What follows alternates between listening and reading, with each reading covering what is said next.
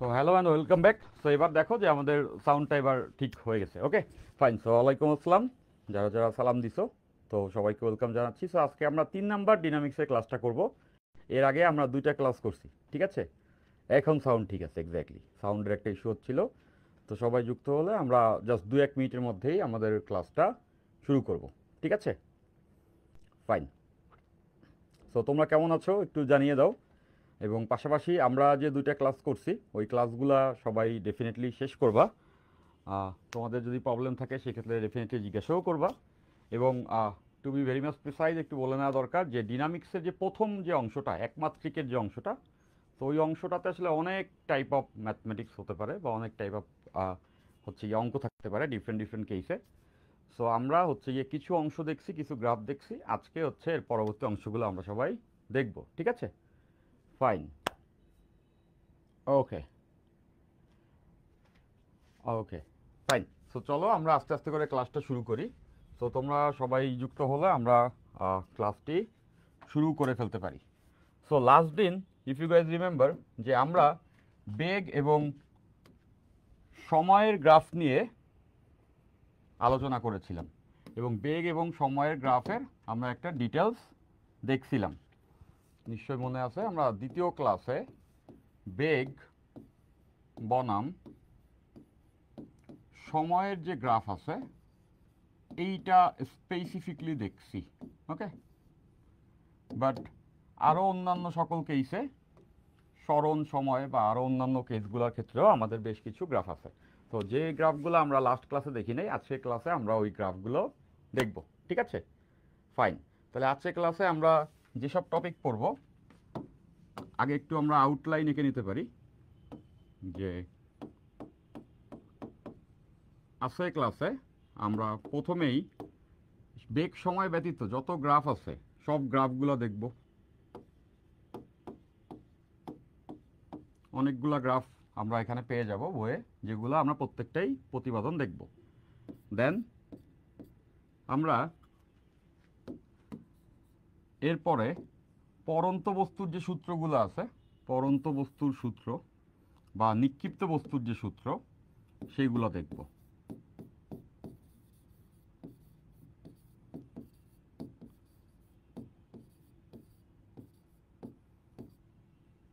So নিক্ষিপ্ত বস্তুর যত সূত্র আছে ওই সূত্রগুলা আমরা আজকের ক্লাসে দেখব। Okay fine. তাহলে আমরা প্রথমে বুঝে গেছি আজকের ক্লাসে আমাদের আলোচ্য বিষয় কি। এখন তোমরা সবাই চলে আসলে আমরা কিন্তু ক্লাসটা শুরু করে ফেলতে পারি, ঠিক আছে? তো ক্লাসের শুরুতে একটু টেকনিক্যাল ডিফিকাল্টিজের কারণে আমরা লাইভটা আরেকবার স্টার্ট করি। তো সবাই যুক্ত হলে আমরা ক্লাসটা শুরু করতে পারি। ফাইন। তো ফার্স্ট থিং ফার্স্ট, আমরা গতির কতগুলা সমীকরণ দেখছিলাম। আমরা গতির অনেকগুলো সমীকরণ দেখছি। তো এই যে সমীকরণগুলো দেখছি, এই সমীকরণের প্রত্যেকটারই আমরা হচ্ছে গিয়া গ্রাফ দেখব, ঠিক আছে? সো গতিকে বেসিকলি আমরা দুইভাবে ভাগ করতে পারি। খেয়াল করে দেখো যে আমরা দুই ধরনের গতির সঙ্গে আসলে পরিচিত হয়েছি একমাত্রিকের ক্ষেত্রে। একটা হচ্ছে সমবেগে গতিশীল, সমবেগে গতিশীল। তো সমবেগে যে গতিশীল আছে যে সকল কেসে, সেই সকল কেসে আমাদের এটা জানা আছে যে বেগটা থাকে কনস্ট্যান্ট। যে বস্তুটা গতিশীল তার বেগটা কনস্ট্যান্ট বা ধ্রুবক। এবং আমরা এটা জানি সমবেগে যখন গতিশীল হয় তার কোনো ত্বরণ থাকে না। সমবেগে গতিশীল মানে হচ্ছে গিয়া তার কোনো ধরনেরই ত্বরণ থাকে না। তাহলে আমরা প্রথমে সমবেগে গতিশীল বস্তুগুলোর ক্ষেত্রে গ্রাফগুলা দেখব। Okay fine. এখন গ্রাফ কার সাপেক্ষে কার দেখব? তো দেখো মোট 3টা গ্রাফ দেখলেই আমাদের এইটার পুরা আলোচনাটা হয়ে যাবে। নাম্বার 1 স্মরণ ভার্সেস টাইম, স্মরণ এবং সময়ের গ্রাফ। নাম্বার 2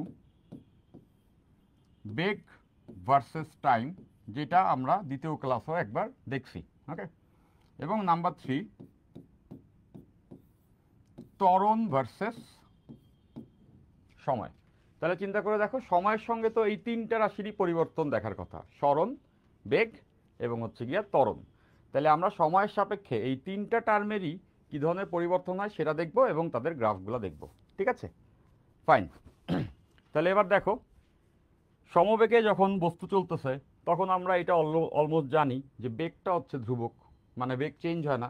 পাশাপাশি এটাও জানি ত্বরণটা হচ্ছে গিয়া শূন্য থাকে। তাহলে প্রথমে আমরা যে গ্রাফটা দেখব, প্রথমে আমরা দেখব সরণ এবং সময়ের গ্রাফ। তাইলে সরণ এবং সময়ের গ্রাফ যদি আমরা দেখি, সেই ক্ষেত্রে আমরা এক্স অ্যাক্সিসে নিব সময় এবং ওয়াই অ্যাক্সিসে নিব হচ্ছে সরণ। সো আমরা এক্স অ্যাক্সিসে সময় নিব সবসময়, সময় স্বাধীন চলক তাই, আর ওয়াই অ্যাক্সিসে আমরা নিচ্ছি হচ্ছে গিয়া সরণ। এখন সমবেগে যখন গতিশীল হয় সেই ক্ষেত্রে আমরা সরণ এবং সময়ের কিন্তু সমীকরণটা জানি। সমবেগে গতিশীল হলে সরণ সময়ের সমীকরণ হচ্ছে এস ইকুয়ালস টু ভিটি। তাহলে মনে রাখবা, গ্রাফ আঁকার ক্ষেত্রে সবথেকে ইজিয়েস্ট ওয়ে হচ্ছে যাদের গ্রাফ তুমি আঁকবা তাদের সমীকরণটা আগে হচ্ছে তোমাকে জেনারেট করতে হবে। এরপরে ওই সমীকরণ থেকে তুমি ডিসিশন নিবা যে ওই সমীকরণটা কোন টাইপের জিওমেট্রিক্যাল সমীকরণকে রিপ্রেজেন্ট করে বা গ্রাফকে রিপ্রেজেন্ট করে। তো দেখো, আমরা সরণ এবং সময়ের গ্রাফ আঁকতেছি এবং সমবেগের ক্ষেত্রে। তাহলে বুঝতেছো, সমবেগের ক্ষেত্রে সরণ এবং সময়ের সম্পর্কটা হচ্ছে এস ইকুয়ালস টু ভিটি। তাহলে এই জায়গা থেকে এটা বুঝতেছি যে সরণকে আমরা বসাইছি ওয়াই অ্যাক্সিসে, দ্যাট মিন্স এটা হচ্ছে ওয়াই। আবার দেখো, যেহেতু সমবেগ, তাহলে আমরা এটা সবাই জানি সমবেগে গতিশীল বস্তুর ক্ষেত্রে বেগ কিন্তু কনস্ট্যান্ট, এটা আমাদের জানা আছে, বেগের কোনো চেঞ্জ নেই। তাহলে বেগের যদি চেঞ্জ না থাকে তাহলে এই ভিকে আমরা ধ্রুবক বলতে পারবো, ওইটাকেই আমরা এম হিসাবে চিন্তা করতে পারবো। আর টিটাকে আমরা বসাইছি এক্স অ্যাক্সিসে, তাহলে টি যদি এক্স অ্যাক্সিসে হয় তাহলে কোয়াইট কমন সেন্স টিকে আমরা বলতে পারবো এক্স, তার মানে y equals to m x. এখন এইটা ডেফিনেটলি আমরা সবাই জানি যে y equals to m x মানে হচ্ছে মূলবিন্দুগামী সরলরেখা। Y equals to m x যদি কোনো সমীকরণ হয় তাহলে সেটা ডেফিনেটলি মূলবিন্দুগামী সরলরেখা। তাহলে এটার গ্রাফটা যদি আমরা আঁকি, বুঝতে পারতেছ, একটা মূলবিন্দুগামী সরলরেখা পেয়ে যাব আমরা। ঠিক আছে, ফাইন। তাহলে দেখো, প্রথম গ্রাফটা খুবই সোজা, এইটা খুব সহজেই আমরা সবাই বুঝতে পারছি। সমবেগে গতিশীল বস্তুর ক্ষেত্রে সরণ এবং সময়ের গ্রাফটা হবে হচ্ছে গিয়া মূল বিন্দুগামী সরলরেখা। ঠিক আছে, এখন দেখো, এই গ্রাফের যে ঢাল, এই গ্রাফের যে ঢাল, এইটা কিন্তু বেগকে ইন্ডিকেট করে, তাই না? সরণ সময়ের গ্রাফ সর্বদাই, সরণ সময়ের গ্রাফের ঢাল সর্বদাই হচ্ছে গিয়া বেগকে ইন্ডিকেট করে। তাহলে আমরা এই ইনফরমেশনটাও এখানে জেনে রাখতে পারি। লেটস সে এইখানে আমরা এই যে গ্রাফটা পাইলাম এইটার ঢালটা বের করি। দেখো, সো ঢাল ইকুয়ালস টু আমাদের জানা আছে যে ট্যান থিটা নিতে হয়। তাহলে দেখতেছো এই ওয়াই অ্যাক্সিসে তো আমরা নিছি সরণ, তাই না? ওয়াই অ্যাক্সিসে আমরা নিছি সরণ মানে ডেল এস, আর এক্স অ্যাক্সিসে আমরা নিছি সময় মানে ডেল টি। তাহলে চিন্তা করে দেখো, এইটার যে ঢাল, ঢাল ইকুয়ালস টু আমাদের জানা আছে ট্যান থিটা। তাহলে tan theta equals to del s by del t. তাহলে বলো তো, সরণ বাই সময় এটাকে আমরা কি বলি? বেগ বলি। তাহলে বুঝতেছি এখান থেকেই বলতে পারবো এই গ্রাফের ঢালটা হচ্ছে গিয়া বেগকে ইন্ডিকেট করে। তাহলে এরকম একটা গ্রাফ দিয়ে দিবে, দিয়ে আমাদেরকে বলবে যে এইটার বেগটা বের করো। তো বেগ বের করতে হলে আমাদের কাজ কি হবে? আমাদের কাজ হবে হচ্ছে গিয়া তার সরণটাকে, ওই যে এই গ্রাফটার ঢাল বের করা। তো এটা সবাই বুঝে গেছি, সমবেগে গতিশীল বস্তু হলে সরণ এবং সময়ের যে গ্রাফটা সেটা হবে হচ্ছে গিয়ে একটা মূলবিন্দুগামী সরলরেখা। গেল একটা সরণ সময়ের গ্রাফ। এরপরে 2 নম্বরে আমরা কোনটা দেখব? যেটা হচ্ছে বেগ এবং সময়ের গ্রাফ। ঠিক আছে, তাহলে 2 নম্বরে আমরা দেখতেছি বেগ এবং সময়ের গ্রাফ। সমবেগে গতিশীল বস্তুর ক্ষেত্রে বেগ ও সময়ের গ্রাফ। তাহলে সেই ক্ষেত্রে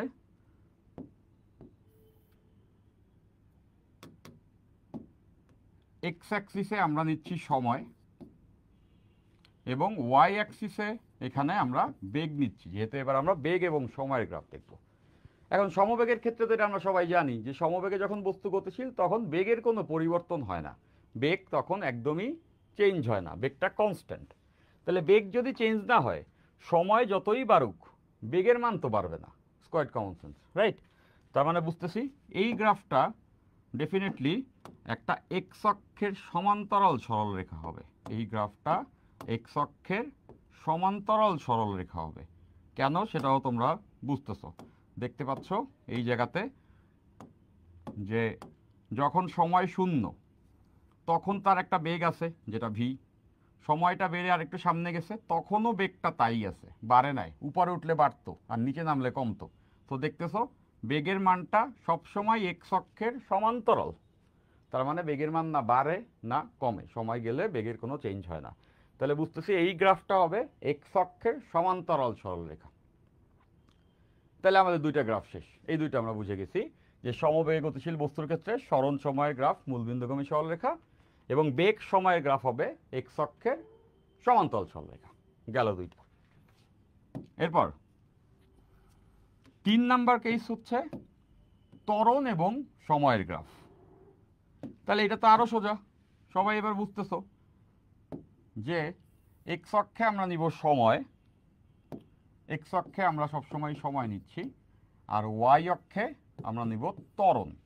তাহলে এটা তো আমরা জানি সমবেগে গতিশীল বস্তু ত্বরণ হচ্ছে শূন্য, তার মানে এই ক্ষেত্রে কোনো ত্বরণই নেই। যদি ত্বরণই না থাকে তাহলে এখানে তো কোনো গ্রাফও নেই। নিশ্চয়ই বুঝতে পারতেছো যে ত্বরণের মান শূন্য, তার মানে বেসিক্যালি সময় যতই যাক ত্বরণের কোনো মানই নেই, শূন্যই থাকবে। মানে সোজা কথা এইটা বুঝাবে এক্স অক্ষকে, নিশ্চয়ই সবাই বুঝছো, এইটা বুঝাবে এক্স অক্ষকে। এই গ্রাফটা হবে হচ্ছে গিয়া এক্স অক্ষ, এক্স অ্যাক্সিস। কেন এক্স অ্যাক্সিস সবাই বুঝছো, সময় যতই বাড়ুক ত্বরণের মান শূন্য, শূন্য মানে কি এক্স অক্ষের উপরে আছে, তাহলে বুঝতেছে এটা এক্স অক্ষকে বুঝাবে। তাহলে সমবেগে গতিশীল বস্তুর ক্ষেত্রে ত্বরণ এবং সময়ের গ্রাফ হচ্ছে এক্স অক্ষকে ইন্ডিকেট করে, এবং বেগ সময়ের গ্রাফ এক্স অক্ষের সমান্তরাল একটা সরলরেখাকে ইন্ডিকেট করে, এবং সরণ সময়ের গ্রাফ একটা মূলবিন্দুগামী সরলরেখাকে ইন্ডিকেট করে। তাহলে এখন এই তিনটার যে কোনো একটা কেস আসলে ডেফিনেটলি আমরা সবাই সেটা সহজেই দাগায় ফেলতে পারবো। তো দেখবা এরকম কিছু এমসিকিউ আসবে যে বলে দিবে যে এই ক্ষেত্রে এইটার গ্রাফ কোনটা, লেটসে বলে দিল সমবেগে গতিশীল বস্তুর ক্ষেত্রে সরণ সময়ের গ্রাফ নিচের কোনটি, দেখবা 4টা ছবি থাকবে, তুমি তখন হচ্ছে গিয়ে তোমার অ্যাপ্রোপ্রিয়েট ছবিটা ওখান থেকে দাগাবা। ঠিক আছে, এরকম এমসিকিউ অনেকগুলো আসবে। তাহলে এটা আমরা সবাই বুঝে ফেলছি।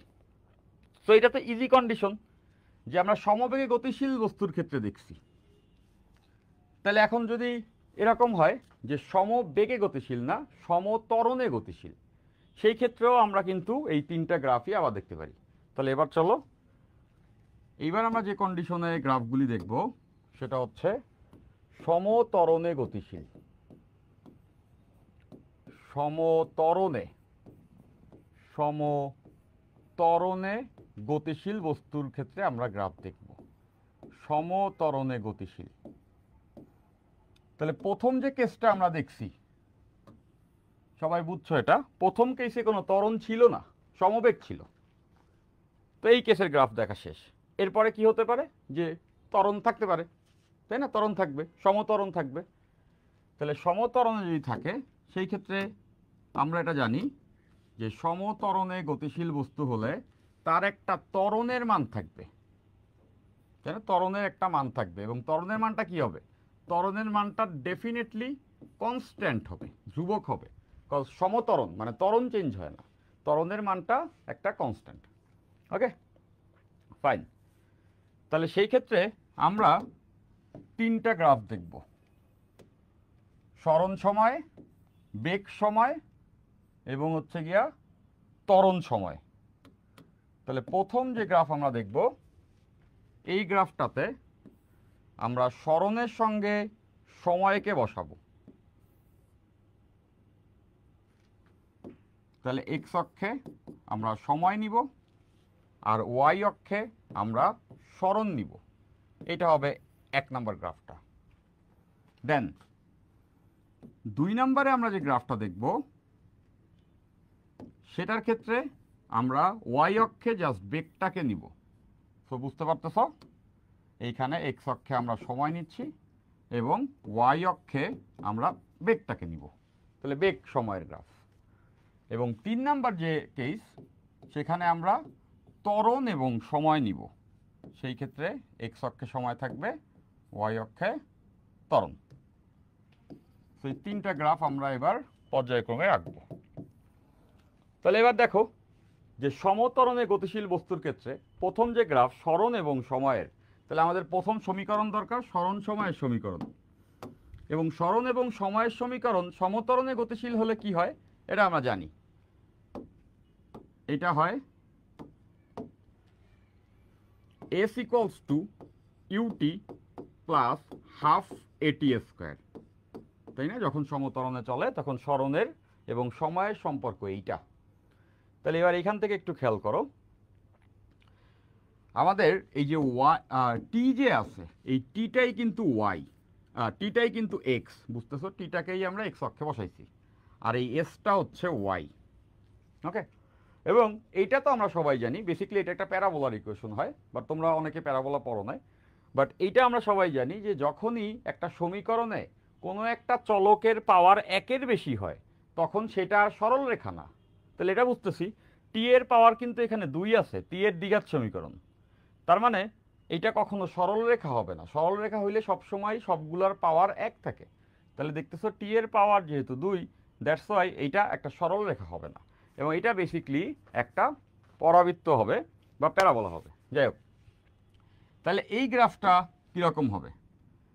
এই গ্রাফটা যদি আমরা আঁকি, তাহলে এই গ্রাফটা বুঝতেছো সময় যত যাবে সরণ কিন্তু তত বাড়বে।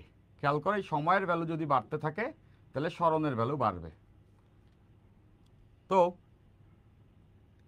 গ্রাফটা বেসিক্যালি এই রকম হবে, এরকম একটা বিন্দু থেকে শুরু। হ্যাঁ, প্রথম অবস্থায় যদি আমাদের তার একটা যদি ইনিশিয়াল সরণ থাকে, তো টাইম যখন 0 তখন সরণ কি 0 আসে ইউজুয়ালি। টাইম যখন 0 তখন সরণ তো 0। দেখো টি এর ভ্যালু 0 বসাইলে সরণ 0, মানে এখান থেকে শুরু হচ্ছে। এবং টি এর ভ্যালু যত বাড়বে সরণের ভ্যালু তত বাড়বে। তার মানে বুঝতেছো এটা আবার একটা বক্ররেখা, যেহেতু টি এর পাওয়ার 2 আছে, তাহলে এইটা এইভাবে করে বেসিক্যালি বাড়তে থাকবে। এটা একটা বক্ররেখা। সো আমরা যখন পরাবৃত্ত পড়ে ফেলবো তখন দেখব যে এইটাকে একটা পরাবৃত্তের সমীকরণ আকারে প্রেজেন্ট করা যায়।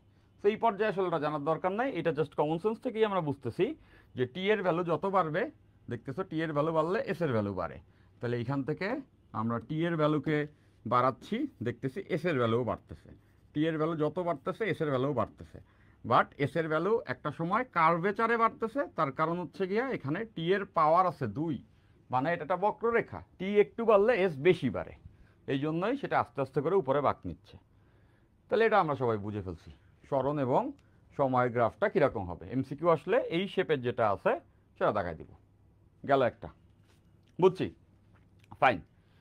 এরপর আমরা বের করব বেগ এবং সময়ের গ্রাফ। তাহলে বেগ এবং সময়ের সম্পর্ক জানতে হবে। তো সমত্বরণে যখন গতিশীল হয় তখন এটা আমরা জানি যে বেগ এবং সময়ের সমীকরণটা হচ্ছে v equals to u plus at.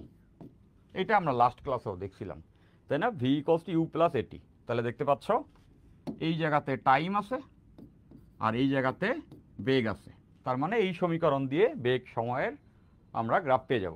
So এটা তো একটা খুব সহজ সমীকরণ। দেখো এটাকে সাজায় এভাবে লেখা যাবে, ভি ইকুয়ালস টু এটিকে সামনে লিখলাম এটি প্লাস ইউ। তাহলে বুঝতেছি এইখানে ভিকে নিছি আমরা ওয়াই অক্ষে, এ তো কনস্ট্যান্ট যেহেতু সমতরণে চলে, তাহলে এই যে কনস্ট্যান্ট এটাকেই আমরা এম ধরতে পারবো। টিকে নিছি আমরা এক্স অ্যাক্সিসে, that's Y M x, plus এই ইউ আদিবেগ তো একটা ধ্রুবক, এটাকে ধরতে পারবো C. That means Y equals M x plus C.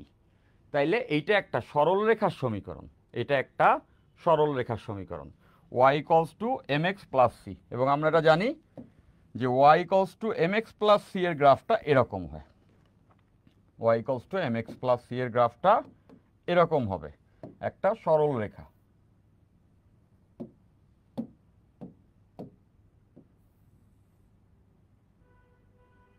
তো এইখানে আমরা এটাও জানি যে এই জায়গাতে যতটুকু উপরে কাটছে এটাই হচ্ছে সি, আর সিটাই আমরা দেখতেছি ইউ।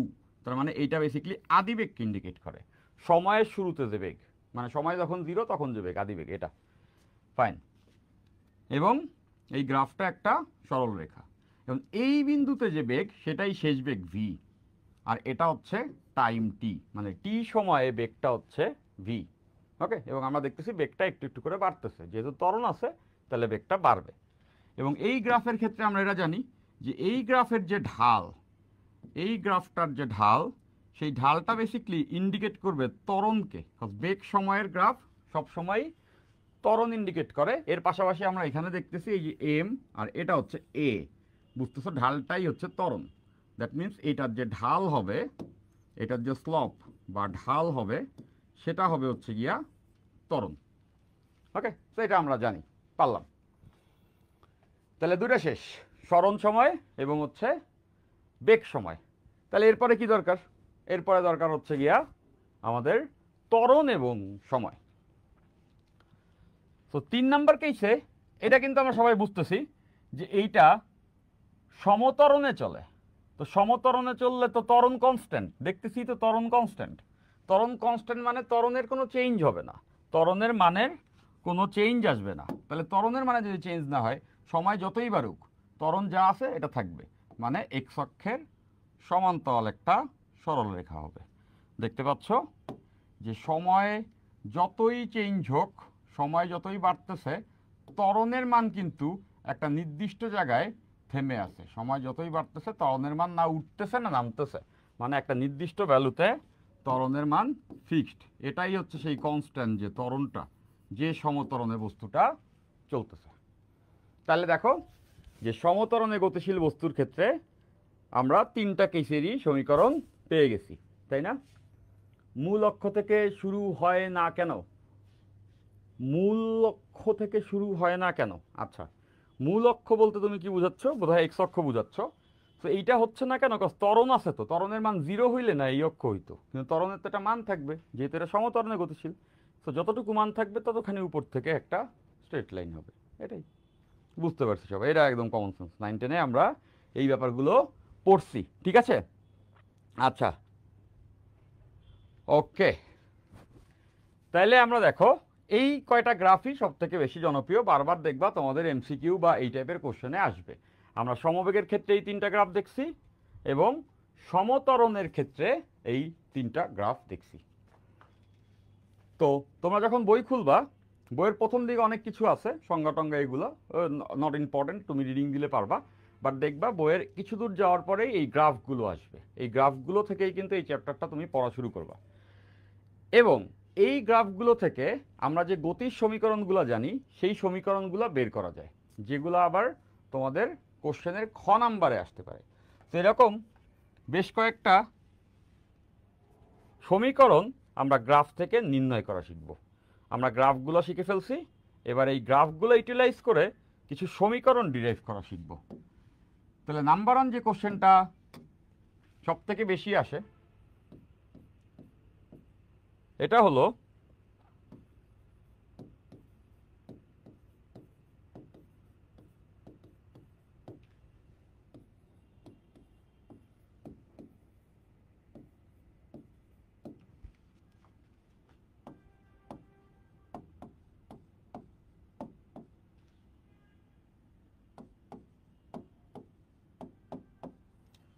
সমতরণে গতিশীল বস্তুর বেগ সময় graph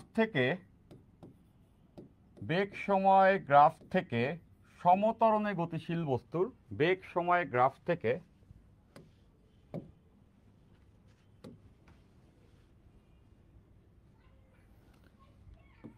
s equals to ut plus half at square সমীকরণ প্রতিপাদন করো।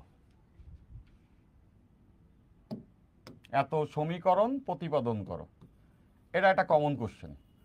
সমীকরণ প্রতিপাদন করো,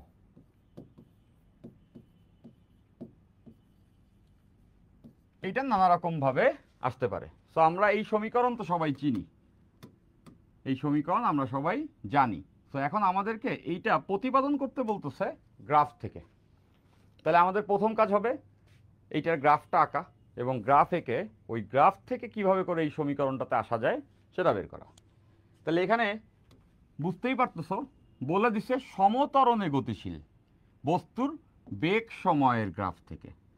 তো সমতরণে গতিশীল বস্তুর বেগ সময়ের গ্রাফটা তো আমরা একটু আগেই দেখলাম, আমরা সবগুলো গ্রাফ দেখছি। তাহলে সমতরণে গতিশীল বস্তুর ক্ষেত্রে আমরা বেগ সময়ের গ্রাফটা আগে নিব, যেহেতু এখানে বলে দিছে যে বেগ সময়ের গ্রাফটা থেকে আমাদের এই সমীকরণ প্রতিপাদন করতে হবে। তাহলে বেগ এবং সময়ের গ্রাফ, এবং সেটা আমরা একটু আগেই দেখছি। সমতরণে গতিশীল বস্তুর বেগ সময়ের গ্রাফটা হচ্ছে একটা সরল রেখা, y = mx + c। তাহলে সেটা আমরা এখানে এঁকে ফেলতে পারবো। দ্যাট মিন্স এই গ্রাফটা হবে এটা, একটু আগেই দেখলাম। তাহলে বুঝে গেছো যে এই গ্রাফ থেকে আমাদেরকে বের করতে হবে এই সমীকরণটা, এবং সেটাও আমরা খুব অনায়াসেই বের করতে পারবো। সবাই যদি গ্রাফটা সুন্দর করে এঁকে ফেলতে পারো তাহলে ওই সমীকরণ প্রতিপাদন করা একদমই কঠিন হবে না। তো দেখো, তো আমরা এটা জানি যে সময়ের শুরুতে যখন সময় = 0 তখন যে বেগ এটা আদিবেগ, এবং একটা নির্দিষ্ট সময়ের পরে যখন সময়টা t তখন যে বেগ সেটা হচ্ছে শেষ বেগ v, এবং এইটা হচ্ছে t সময়ে প্রাপ্ত বেগের যে গ্রাফটা।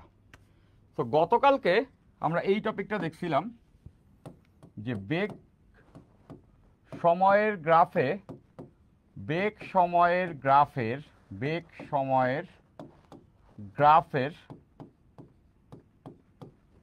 আবদ্ধ ক্ষেত্রফল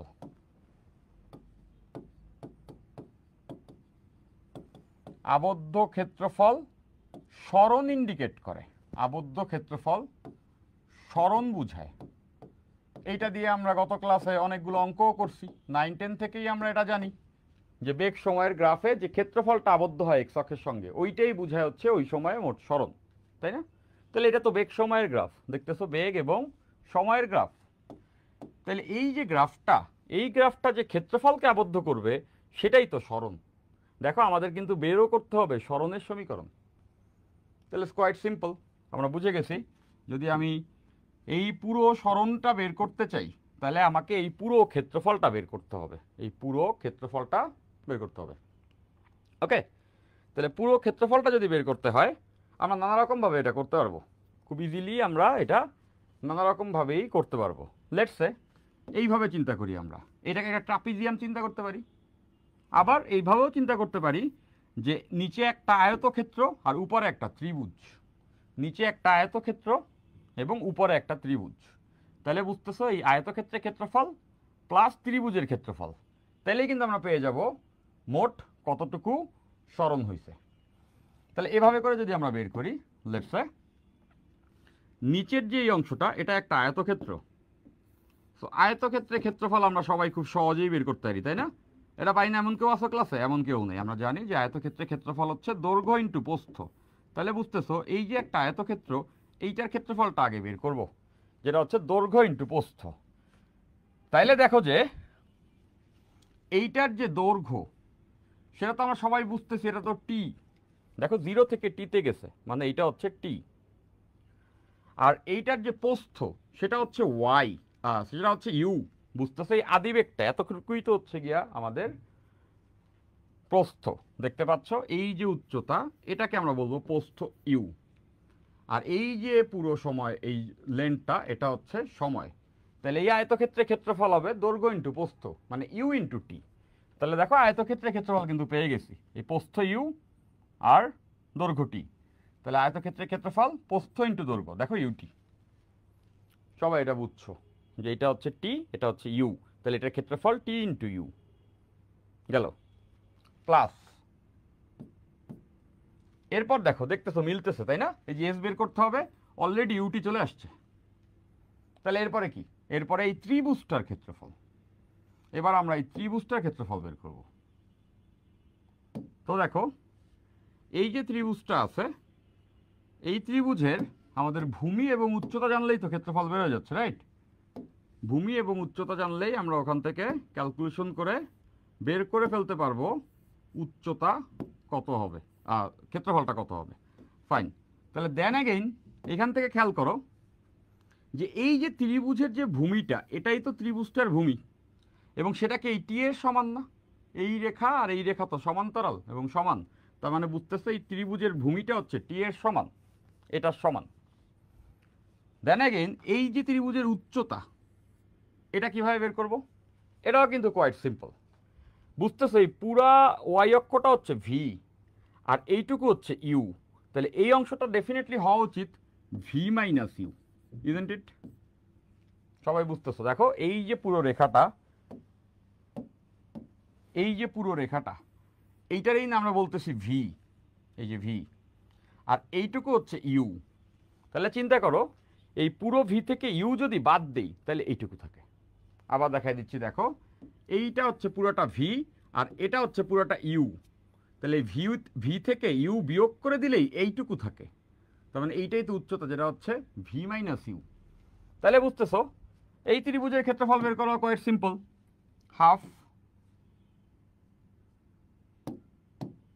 হাফ ইন্টু ভূমি, ভূমিটা হচ্ছে টি, উচ্চতা হচ্ছে ভি মাইনাস ইউ, তাহলে হাফ ইন্টু ভূমি গুণ উচ্চতা ভি মাইনাস ইউ। দেখো ভূমিটা এত, উচ্চতা এত, তো এখান থেকে ক্যালকুলেশন করলে আমরা এই অংশটা পাবো। কিভাবে পাবো? দেখো যে এই জায়গাতে আমরা ভি মাইনাস ইউ পাইছি, তাই না? এবং এই ইনফরমেশন তো আমাদের জানা আছে যে বেগ সময়ের গ্রাফের ঢাল সবসময় ত্বরণ ইন্ডিকেট করে। তাহলে এই যে গ্রাফটা, এইটার ঢালটা আমরা বের করতে পারি, এবং এইটার যেটা ঢাল সেটা বুঝতেছো যে এইটা হচ্ছে গিয়া ডেল ওয়াই আর এটা হচ্ছে ডেল এক্স, ইজন্ট ইট? এটা হচ্ছে ওয়াই এর পার্থক্য, এটা হচ্ছে টি এর পার্থক্য। তাহলে বুঝতেছো del y by del t, লম্ব বাই ভূমি, মানে হচ্ছে গিয়া ট্যান থিটা। বুঝতেছো এই কোণটা যদি থিটা হয়, এই কোণটা যদি থিটা হয় তাহলে এটা হচ্ছে লম্ব, এটা ভূমি। তাহলে আমরা ঢাল ইকলস টু জানি ট্যান থিটা, এবং tan theta equals to del y by del t. এখন দেখো তো ডেল ওয়াইটার মান কত? V minus u. আর ডেল টি এর মান কত? ডেল এক্স এর মান কত? ডেল এক্স এর মান হচ্ছে টি, আমরা দেখতেছি ঢাল মানে del y by del x. তো দেখতেছি এই ডেল ওয়াইটা হচ্ছে ভি মাইনাস ইউ এবং এই ডেল এক্সটা হচ্ছে টি, তাহলে বুঝতেছ V minus you by T. এটাকেই কিন্তু আমরা ত্বরণ বলতে পারবো, কারণ আমরা জানি বেগ সময়ের গ্রাফের ঢালটাই ত্বরণ। এবং এটা কিন্তু নর্মালি আমরা সংজ্ঞা থেকেও জানতাম। কিভাবে জানতাম? ত্বরণ মানে বেগ পরিবর্তনের হার, ত্বরণ মানে বেগ পরিবর্তনের হার। এখানে দেখো বেগের পরিবর্তনটা পাইছি, আদি বেগ ছিল ইউ, শেষ বেগ ভি, বিয়োগফলটাই তো বেগের পরিবর্তন, আর এই পরিবর্তনটা হচ্ছে টি সময়ে, তার মানে বেগের পরিবর্তন বাই সময়, মানে এটা ত্বরণই। এখন এই সম্পর্ক থেকে এইটা বুঝতেছি এই জায়গাতে ভি মাইনাস ইউ আছে, এটারে হটাইতে হবে, তাই না? এটারে সরাই দিতে হবে। তো এটা সরাই দিতে হলে এই সমীকরণ থেকেই তো আমরা এটা সরাই দিতে পারবো। আমরা এখান থেকে স্পষ্ট দেখতেছি যে V minus you equals to হবে AT, V minus you equals to AT. তাহলে এখানে ভি মাইনাস ইউ এর ভ্যালু যে এটি, ওটা বসা দিব।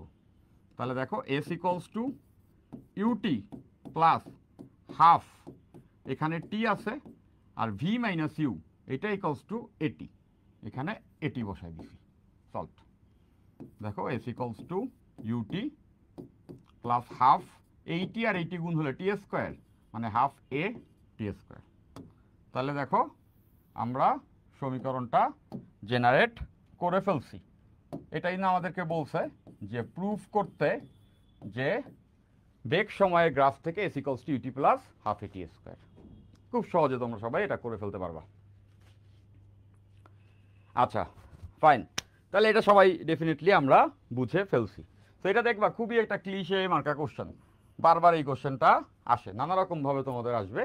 সেটা যেভাবেই কোশ্চেনের ভিতরে সেটেল ডাউন করুক, ডেফিনেটলি আমরা এই প্রসেসটা সবাই খাতায় তুলে ফেলছি, একবার লিখে ফেললে এটা সবাই করে ফেলতে পারবো। ঠিক আছে?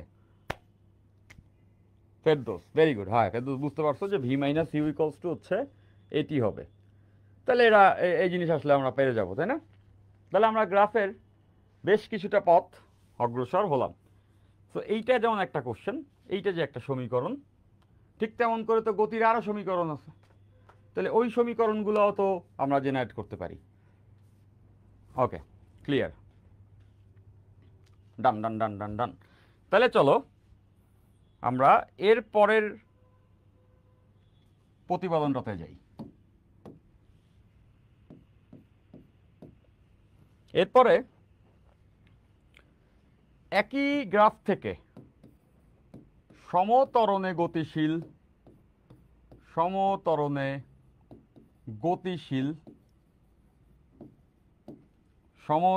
গতিশীল বস্তুর বেগ ভার্সেস সময়, মানে আগের গ্রাফই,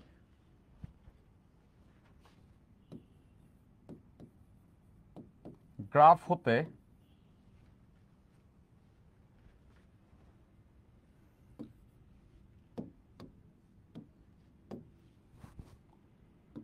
V square equals u square plus twice as সমীকরণটি প্রতিপাদন করো।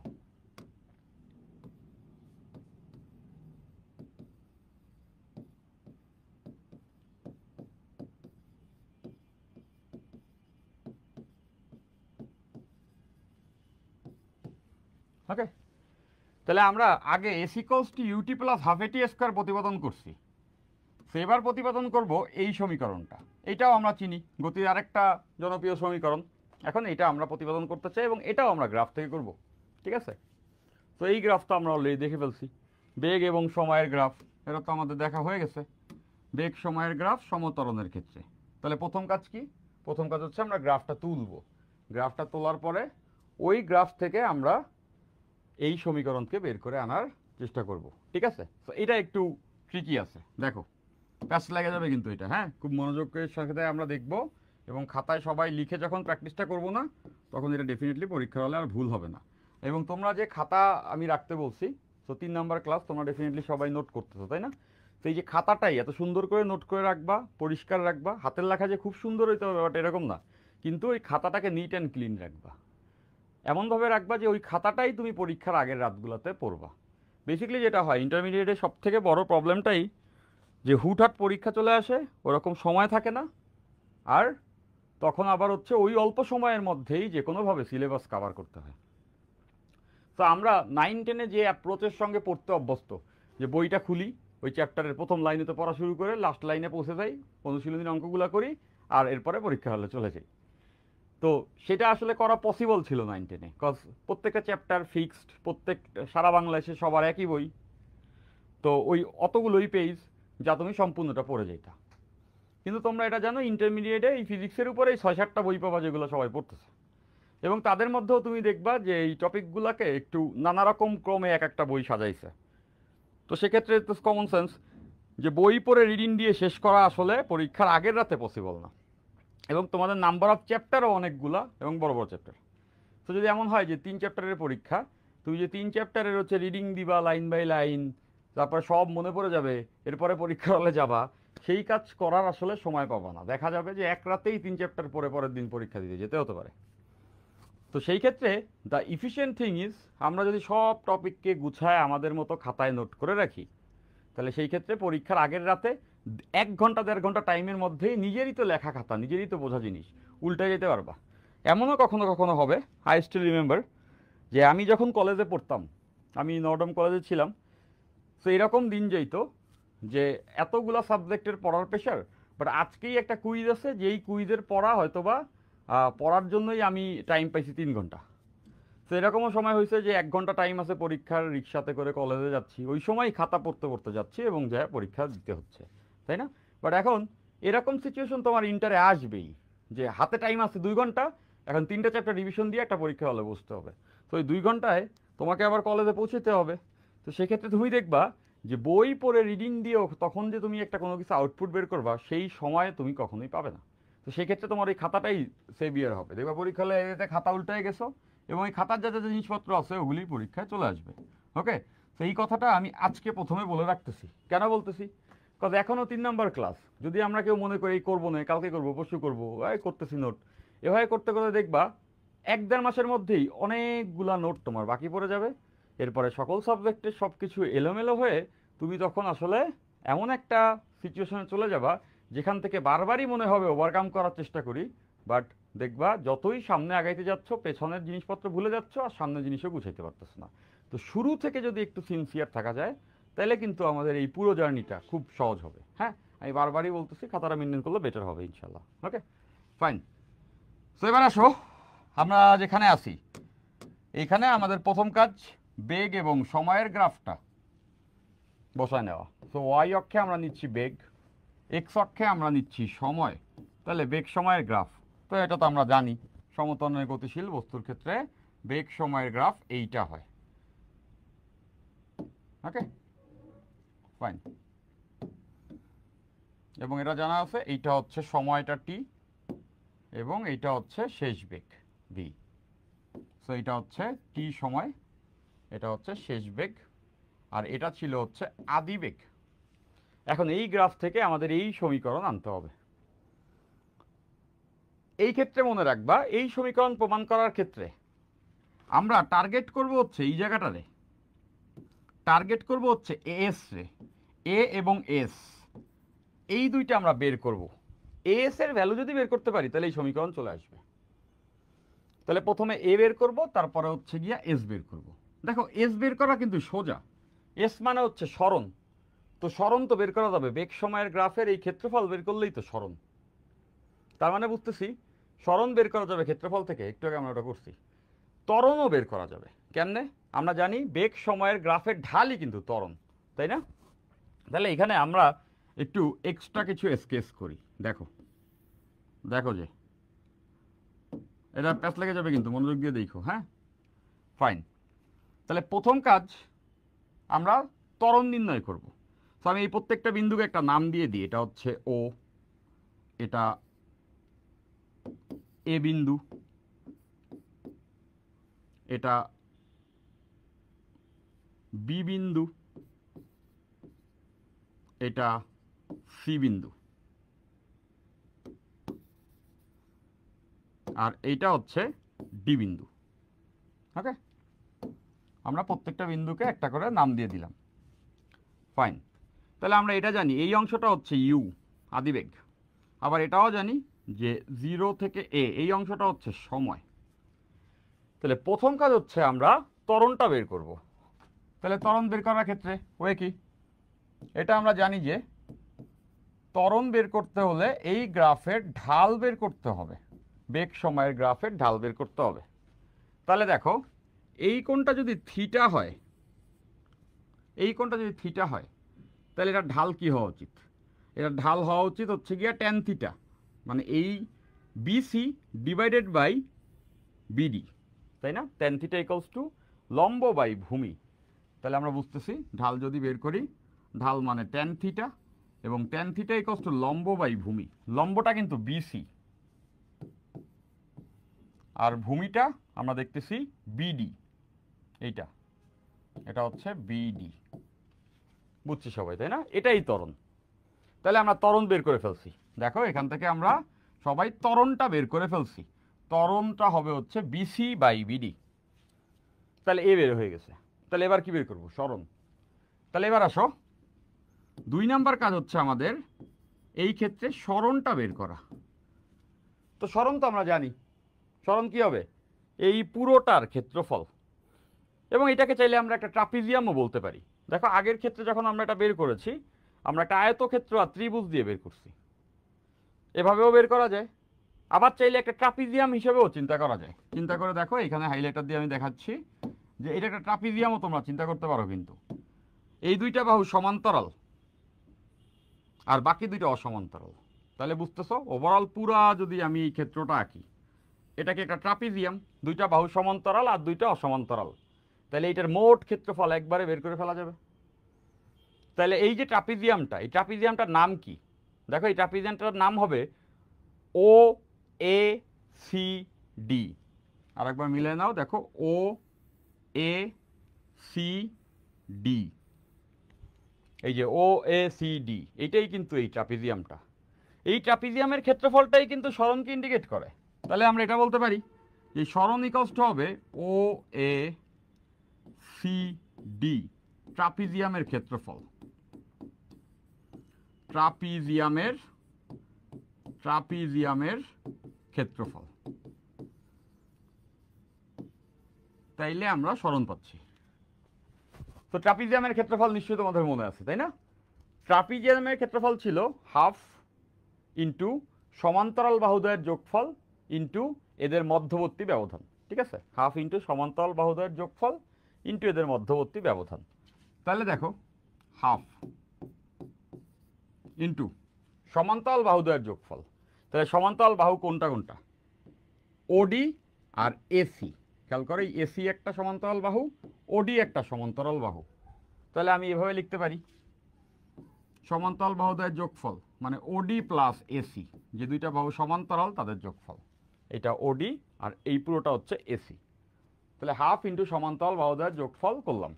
এরপরে কি? সমান্তরাল বাহুদ্বয়ের মধ্যবর্তী ব্যবধান। তো দেখতেছো এইটা একটা সমান্তরাল বাহু, এইটা একটা সমান্তরাল বাহু, এদের মধ্যবর্তী ব্যবধান তো এইটা ও এ, এই রেখা আর এই রেখার মাঝের ব্যবধান ও এ। তার মানে বুঝতেছো হাফ ইন্টু সমান্তরাল বাহুদ্বয়ের যোগফল ইন্টু এদের মধ্যবর্তী ব্যবধান যেটা হচ্ছে ও এ। তাহলে সরণ পেয়ে যাচ্ছি। এখন এটারে আমরা একটু আসলে কাহিনী করব। এই জিনিসটা একটু সাজায় গুছায় লিখতে হবে, এই জিনিসটাকে কিছুটা সাজায় লিখতে হবে। খেয়াল করো যে ওডি মানে এইটা আদিবেগ, আর এসি মানে কিন্তু শেষ বেগ। এসি মানে পুরা এটা মানে ভি এর ভ্যালুটা। ওকে, তাহলে এখান থেকে আমরা তো এইটা বলতে পারবো হাফ ওডি মানে ইউ আর এসি মানে ভি। দেখো এই ওডিটা হচ্ছে ইউ আর এসিটা হচ্ছে পুরো এটা যেটা হচ্ছে ভি। তাহলে এই দুটোর ভ্যালু আমরা এখানে বসাইতে পারবো। এইবার আসো ও এ, নিচে হচ্ছে গিয়ে এই যে ও এ। ঠিক আছে, ফাইন।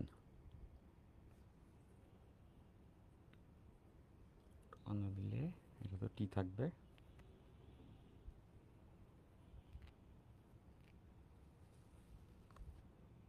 দেখো এইটা এখানে না করি, আরও ইজি করা যাবে, নাহলে পেঁচাবে। এখান থেকে দেখো আমরা এস বের করে ফেলতে পারছি, তো আমাদের আর দরকার নেই। আমরা এসও পাইছি এবং এও পাইছি। তাহলে আমাদের এবার কাজ হচ্ছে এস এর ভ্যালু বের করা। তাহলে আমরা এস ইকলস টু কি লিখতে পারবো? ত্বরণ ইন্টু সরণ। ত্বরণের ভ্যালু এখানে আমরা পাইছি বিসি বাই বিডি। তাহলে আমরা এখানে ত্বরণের ভ্যালুটা লিখে ফেলতে পারবো। প্রথমে হচ্ছে ত্বরণ, দুইটার গুণফল। তাহলে ত্বরণ হচ্ছে বিসি বাই বিডি, লিখতে পারবো বিসি বাই বিডি। দেন সরণটা আমরা এখানে বের করছি। এরপরে আমরা সরণের ভ্যালু বসাবো।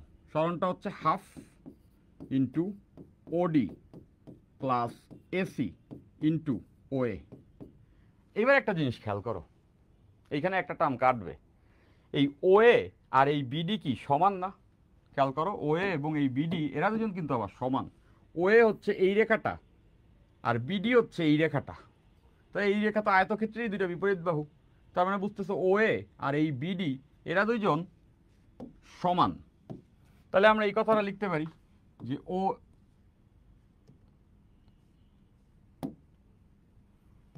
ওএ এবং বিডি এর ভ্যালু কিন্তু এখানে সমান।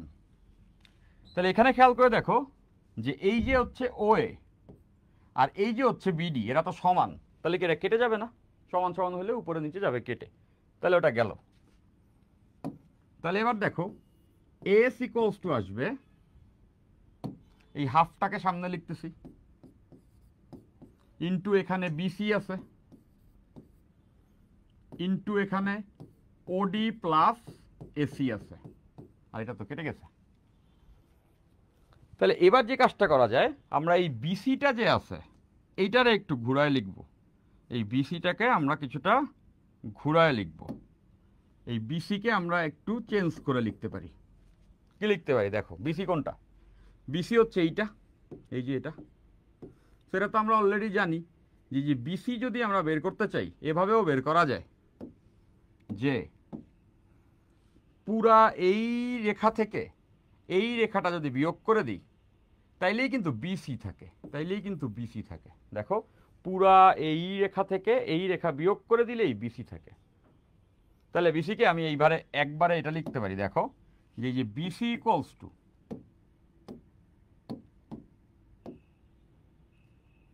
দেখো যে বিসি ইকুয়ালস টু আমরা লিখতে পারবো এসি মাইনাস ওডি। এসি মাইনাস ওডি, দেখো এ থেকে সি পুরাটা থেকে যদি আমরা ওডি এটা বিয়োগ করি তাইলে এইটা থাকে, এই পুরো এই রেখা থেকে এটা বিয়োগ করলে বিসি থাকে, তার মানে বিসি ইকুয়ালস টু হচ্ছে এসি মাইনাস ওডি। তাহলে এই বিসিকে আমরা হঠাৎ এমনি লিখতে পারবো half into AC minus OD into OD plus AC.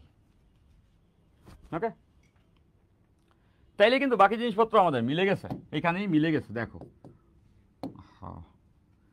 Half AC মানে কত দেখো তো, এসি মানে পুরো এই রেখাটা মানে ভি, এসি মানে হচ্ছে শেষ বেগ ভি, আর ওডি মানে কিন্তু আদি বেগ। খেয়াল করে দেখো ওডি মানে হচ্ছে আদি বেগ এইটা ইউ, আর এসি মানে পুরা ভি। দেন অ্যাগেইন এখানে ওডি আছে, ওডি মানে আমরা অলরেডি জানি এটা হচ্ছে ইউ, আর আছে প্লাস এসি, এসি মানে হচ্ছে ভি, তার মানে এখানে লিখতে পারবো এটা ইকুয়ালস টু ইউ আর এটা ইকুয়ালস টু ভি।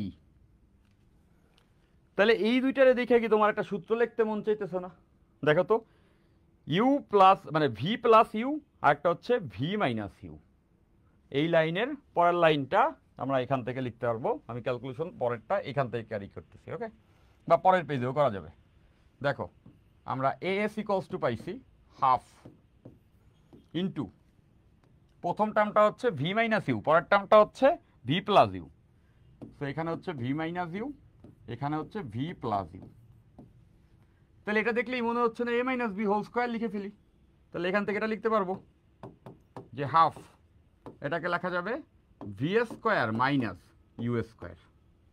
এবার এই দুই এই পাশে গুণ হয়ে আসলে 2as, এই পাশে v square minus u square. তাহলে তো সমীকরণ হয়েই গেছে, v square equals to u square plus twice as. এটাই আমাদের প্রতিপাদন করার কথা। ওকে, সো আমরা এটা প্রমাণিত করলাম। ওই গ্রাফ থেকে আমরা এই সমীকরণও বের করে নিয়ে আসতে পারছি। একদম টু দ্য পয়েন্টের ডিটেলসে আমরা কিন্তু জিনিসটা সময় নিয়ে শিখলাম। ওকে, সো এখান থেকে যদি এই কোশ্চেন আসে শিওরলি আমরা সবাই এটা আনসার করতে পারবো। সবাই নিশ্চয়ই বুঝছো এই ক্যালকুলেশন একদম ইজি। তো দেখতেছো আমরা বেগ সময়ের গ্রাফ থেকে ক্যালকুলেশন করে বের করতে পারছি v square equals u square plus twice s. ঠিক আছে, বুঝছো? ফাইন, ওকে, তাহলে এটা নিশ্চয়ই সবাই বুঝা ফেলছি। এখন এই রকম যদি কোশ্চেন আসে, এগুলো বেসিক্যালি ডিটেলসে এইরকম কোশ্চেন খুবই কম আসে, বাট আমরা শুরুতে আমরা গ্রাফের যা যা কিছু আছে ওটা দেখছি। সমবেগে গতিশীল বস্তুর ক্ষেত্রে যে গ্রাফ হয় সেটা দেখছি, সমতরণে গতিশীল বস্তুর ক্ষেত্রে আমাদের যতগুলো গ্রাফ আছে সেটা দেখছি, এবং সমতরণে গতিশীল বস্তুর গ্রাফ থেকে আমরা এই সমীকরণটা প্রতিপাদন করছি সরণের, এর পাশাপাশি আমরা এই সমীকরণটাও প্রতিপাদন করতে পারছি। ঠিক আছে, আচ্ছা ফাইন, ওকে ক্লিয়ার। তাহলে এতটুকু আমরা সবাই বুঝে ফেলছি, এতটুকু সবাই আমরা বুঝে ফেলছি। তাহলে এরকম যদি আসলে কখনো অঙ্ক আসে সেক্ষেত্রে তোমরা সবাই এখান থেকে ক্যালকুলেশন করে এটা বের করে ফেলতে পারবা। ঠিক আছে, আরও একটা সমীকরণ কিন্তু আমরা সবাই চিনি, v equals to u plus at, ওইটাও তো প্রতিপাদন করতে পারার কথা। V equals to u plus at আমরা মোট 3টা সমীকরণ খুব জনপ্রিয়ভাবে ইউজ করি, যেটা তোমরা দেখছো যে একটা সমীকরণ তো প্রথমেই আমরা জেনারেট করলাম, s equals to UT plus half at square. এটা আমরা কোত্থেকে জেনারেট করছি? এটা বেগ বনাম সময়ের ইকুয়েশন থেকে জেনারেট করছি, এটা 1 নাম্বার। এই গ্রাফ থেকে আমরা এই সমীকরণকে প্রতিপাদন করছি। 2 নাম্বারে আমরা যেটা করছি, বেগ বনাম সময়েরই গ্রাফ আমরা নিছি এবং এখান থেকে আমরা এই সমীকরণটা প্রতিপাদন করছি, b square equals to u square plus twice s. তো এইগুলো বেগ সময়ের গ্রাফ থেকে আসছে। তো আরেকটা তো জনপ্রিয় ইকুয়েশন আছে যেটা হচ্ছে ভি ইকুয়ালস ইউ প্লাস এটি, এটাও তো প্রতিপাদন করতে পারার কথা। তো এইটা কোন গ্রাফ থেকে আসবে? একটু চিন্তা করলে বুঝতেছ, দেখো এটা বেগ সময়ের গ্রাফ থেকে এটা আসছে। তাই না? এটা বেগ সময়ের গ্রাফ থেকে আসছে, এটাও বেগ সময়ের গ্রাফ থেকে আসছে। তাহলে এই যে গ্রাফটা, এটাও তো বেগ সময়ের গ্রাফ থেকেই আসতে পারে, এটাও আমাদের ওই বেগ সময়ের গ্রাফ থেকে বের করা সম্ভব। তাহলে আমরা 3টা ইকুয়েশনই জেনারেট করে ফেলতে পারবো। তো 2টা আমরা দেখছি। তাহলে এবার আমাদের টার্গেট বেগ সময়ের গ্রাফ থেকে এই সমীকরণটাকে প্রতিপাদন করা। ওকে, ফাইন। তার মানে আমরা গ্রাফ থেকে প্রত্যেকটা জিনিসকে প্রতিপাদন করে ফেলতে পারতেছি। ওকে,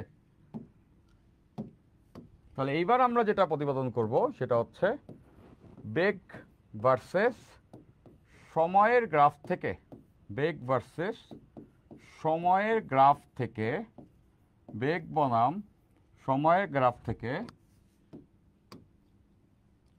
v ইকুয়ালস u প্লাস এটি প্রতিপাদন।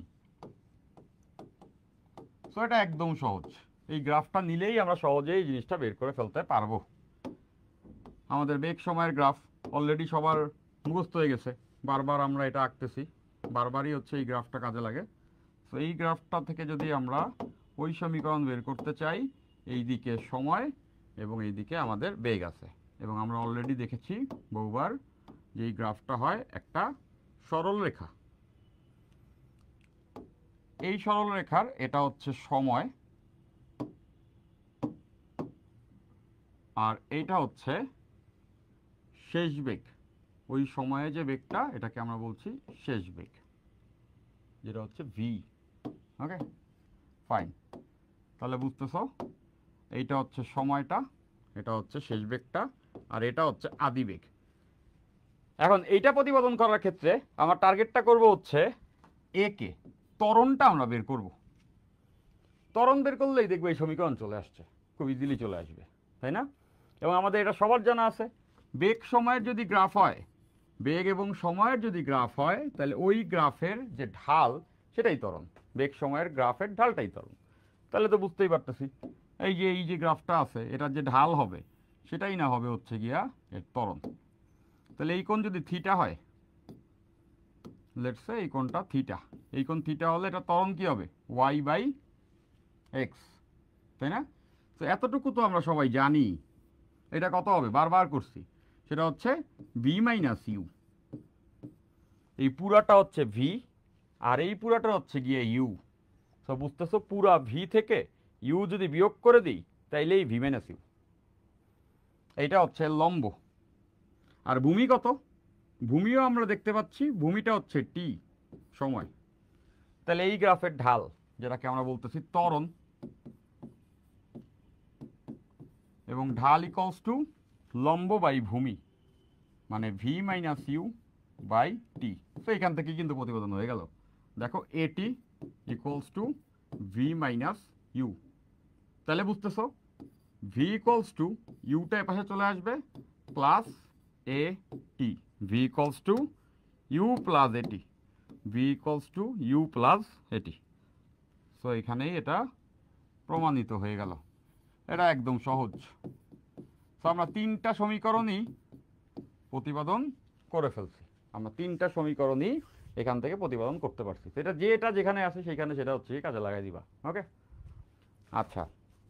সো এতটুকু আমরা সবাই বুঝে ফেলছি। সো এই যে একমাত্রিক গতি আমরা কেবল শুরু করছি, তাই না? আমরা একমাত্রিক গতির হয়তো বা আজকে 3 নাম্বার লেকচারে আছি। তো এর ভিতরে আমরা গ্রাফের যাবতীয় যা যা কিছু আছে ওইগুলো অলরেডি দেখে ফেলছি। এখন একমাত্রিক গতির সমীকরণ তো এই 3টাই, এই 3টে সমীকরণ দিয়ে যাবতীয় অঙ্ক, হাজার হাজার কেস আমরা আসলে ডেভেলপ করতে পারবো। তুমি যদি এভাবে চিন্তা করো যে গতিবিদ্যার একমাত্রিক গতির অঙ্কগুলোর ক্ষেত্রে যে 4টে 5টা অঙ্ক করবো আর সব পারবো, সেটা পসিবল না। মানে অ্যাকচুয়ালি এইটা সব অঙ্ক করাও পসিবল না। তো কী করা যেতে পারে? আমরা যদি এই সমীকরণকে ইউটিলাইজ করতে পারি বেটার ওয়েতে, তাহলে যে কোনো অঙ্ক আমরা চিন্তা করতে পারবো। সেই পর্যায়ে আমরা প্রত্যেকটা সমীকরণ প্রতিপাদন করছি। সো আমরা এর উপরে ডিপেন্ড করে বিভিন্ন জনরার যে অঙ্কগুলো হয়, এরকম বেশ কিছু অঙ্ক এখন সলভ করব। যেই অঙ্কগুলার কিছু কিছু অঙ্ক তুমি 9, 10-এ অলরেডি দেখছো, দেখবা যে 9, 10-এ দেখছো, একমাত্রিক গতির মেজরিটি জিনিসই 9, 10-এ দেখছো। দ্বিমাত্রিকে যখন আমরা ঢুকবো নেক্সট ক্লাসে, তখন আমরা প্রাসে যাব, যেখান থেকে বেসিক্যালি আমরা এক্সেলারেট করব বা নতুন কিছু তোমরা দেখবা। ওকে, প্রাসে আমরা যেটা পড়বো, আমরা ইনশাল্লাহ প্রাসে যেভাবে করে পড়বো। তো পুরা লেকচার আমি তো বলছি এটাতে 10টা মতো লেকচার হবে, হ্যাঁ। তো 10টা মতো লেকচার শেষ হওয়ার পরে তোমাদেরকে একটা দায়িত্ব দিব। তোমরা তো সবাই রেগুলার ক্লাস করো, তোমাদেরকে দায়িত্ব একটাই দিব যে এর থেকে বেশি আসলে তুমি কোথায় পড়ছো সেটা একটু দেখাইতে। যদি এর থেকে বেশি আমরা পড়ি তাহলে আরও 5টা ক্লাস এক্সট্রা তোমাদের রেকর্ড করে দিয়ে তার থেকেও বেশি পড়াই যাওয়া হবে ইনশাল্লাহ। ঠিক আছে?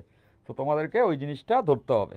তো এখন ইন্টারমিডিয়েটে যখন আমাদের জার্নিটা শুরু হয় তখন আমরা সবাই খুব সুপার মোটিভেটেড থাকি, তাই না? একটা চমৎকার একটা মোটিভেশন থাকে, সুন্দর জীবন থাকে, আমরা বড় হয়ে যাই এবং আমাদের ভিতরে ইমোশন তৈরি হয়। তো আনন্দ ফুর্তি করতে করতে সময় চলে যায়। কিন্তু এই সেম ভাইবে তুমি যেটা 9-10-এ ছিলা, যে আস্তে আস্তে পড়ছো, ছোট্ট একটু সিলেবাস 2টা বছর ধরে পড়ছো, তো 5-6 মাস পড়ালেখা করো নাই, পরে লাস্টে এসে একটু পইরা দেখছো এ প্লাস পেয়ে গেছো, এটা সম্ভব ছিল। তো ইন্টারমিডিয়েট আসলে এই জিনিসটা কিছু কিছু ক্ষেত্রে ইমপ্র্যাকটিক্যাল। ফার্স্ট থিং ফার্স্ট, সবাইকে একটু হচ্ছে গিয়ে থটফুল হইতে হবে। এখন আমি যদি তোমাদেরকে এরকম একটা কাজ করি, লেটসে 4-5টা সোজা জিনিসপত্র দেখাই দিয়া ফিল দিলাম ক্লাসে যে এই সব বুঝে ফেলছো, কিন্তু দেখা গেল পরীক্ষায় রিয়েলিটি চেক করে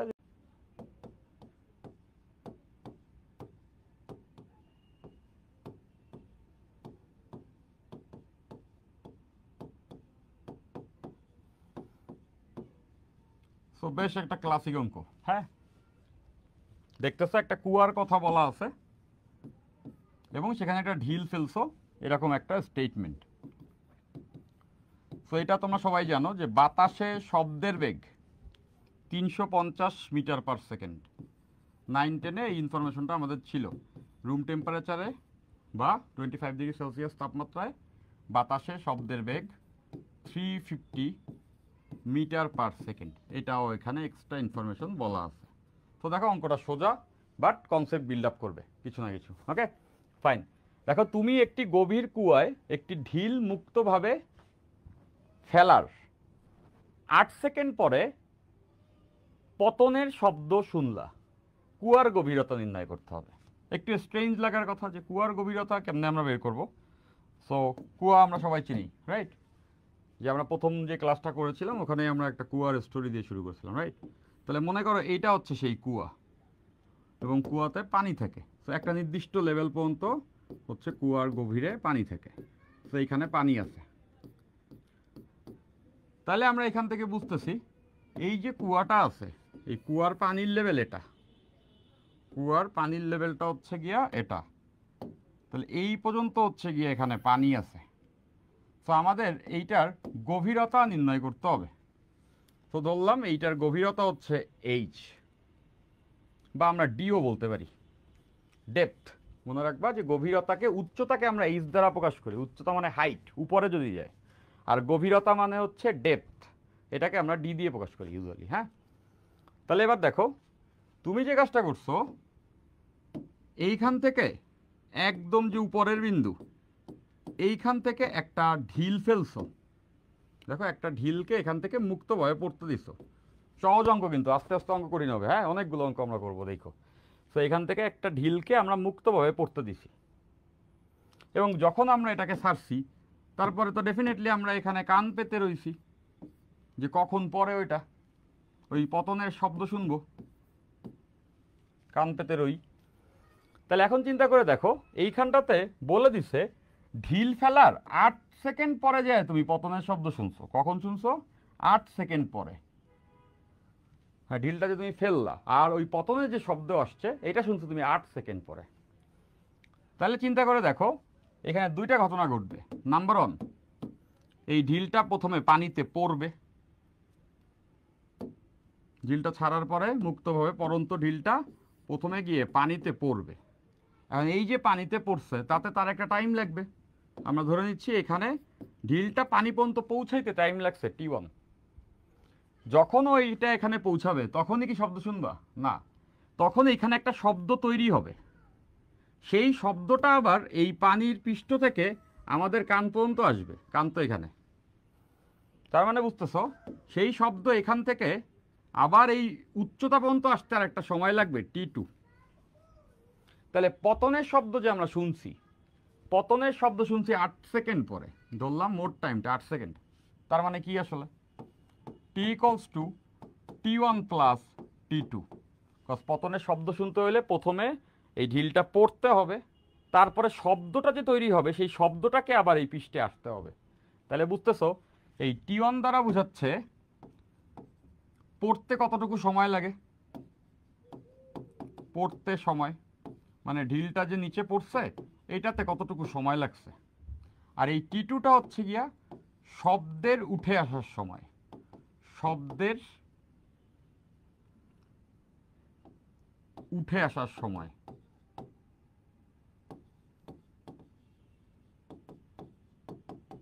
নিশ্চয়ই সবাই এটা বুঝতে পারছি, প্রথমে ঢিলটা পড়তে যতটুকু টাইম লাগছে, এরপরে শব্দ তৈরি হয়েছে, শব্দটা আবার উঠে আসতে যতটুকু টাইম লাগছে। এই দুইটা টাইমের যোগফলই হবে কতক্ষণ পরে আমরা পতনের শব্দ শুনছি।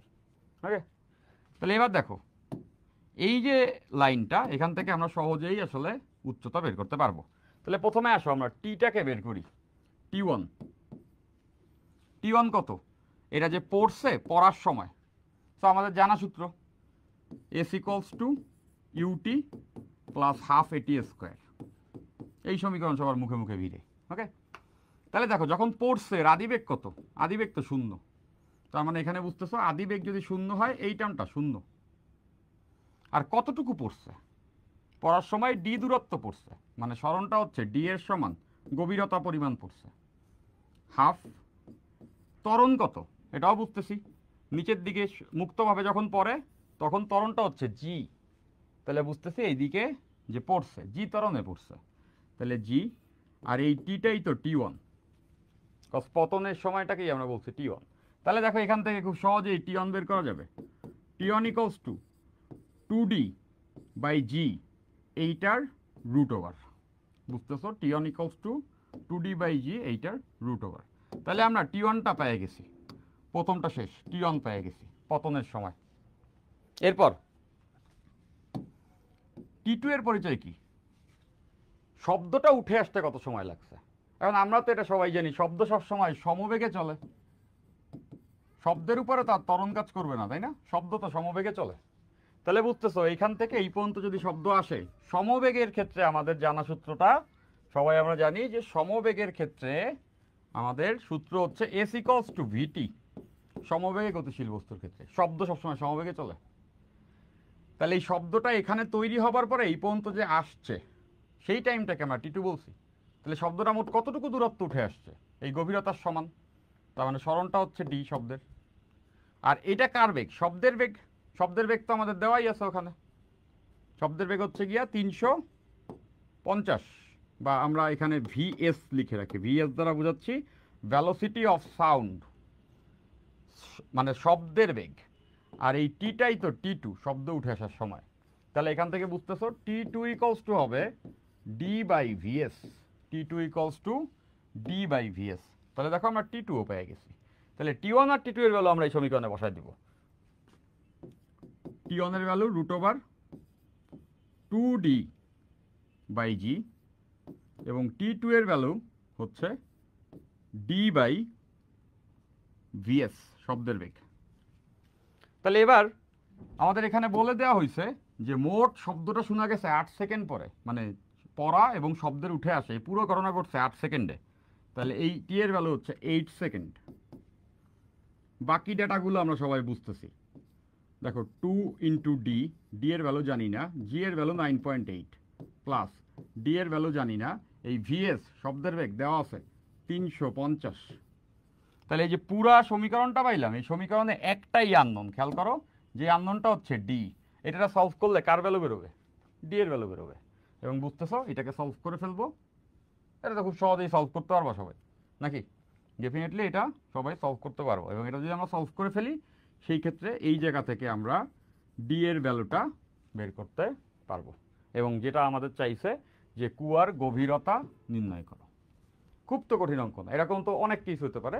তো যে কোনো কেসে আমাদের গতির সমীকরণগুলোকে আমরা যদি ইফেক্টিভলি ইউটিলাইজ করি তাহলে এই অঙ্ক আমরা পেয়ে যাব। তো ইন্টারমিডিয়েটে ফিজিক্স মানে শুধু অঙ্ক আর অঙ্ক। যত বেশি অঙ্ক করবা পরীক্ষায় সব অঙ্কই আসবে, আর দুই একটা সংজ্ঞা টঙ্গা আসবে এই। ওকে, তো সেই ক্ষেত্রে বিভিন্ন কেস আসবে। তো প্রত্যেকটা অঙ্কের ভিতরে একটা ক্যাচ থাকে যে এই অঙ্কটার কোন জায়গায় আসলে ধরতে হবে। তো বুঝতেছো এই অঙ্কটার ক্যাচটাই ছিল এরকম যে পতনের একটা সময় আবার শব্দের উঠে আসার একটা সময়, এই দুইটা সময় মিলেই পতনের শব্দ শোনা যায়। তো ওই কনসেপ্ট ইউজ করে এই অঙ্ক আমরা সহজে মিলাই ফেলতে পারবো। বুঝছি? ফাইন। তাহলে আমরা এই অঙ্কটা সবাই বুঝলাম।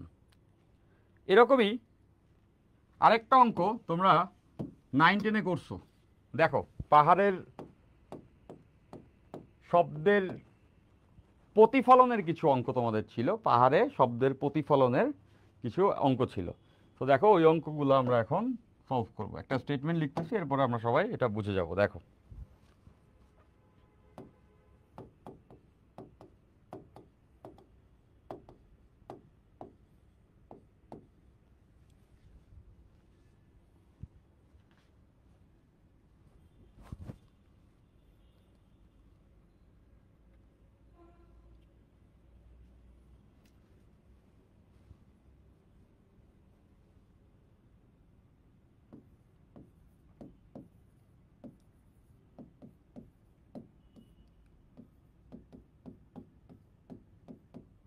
আর দুই একটা অঙ্ক করেই শেষ। হ্যাঁ, মাঝখানে ক্লাসটা কেটে গেছে, এর জন্য আমাদের কিছুটা টাইমও ল্যাপস হয়েছে। তো আর দুই একটা অঙ্ক করলে আমাদের শেষ।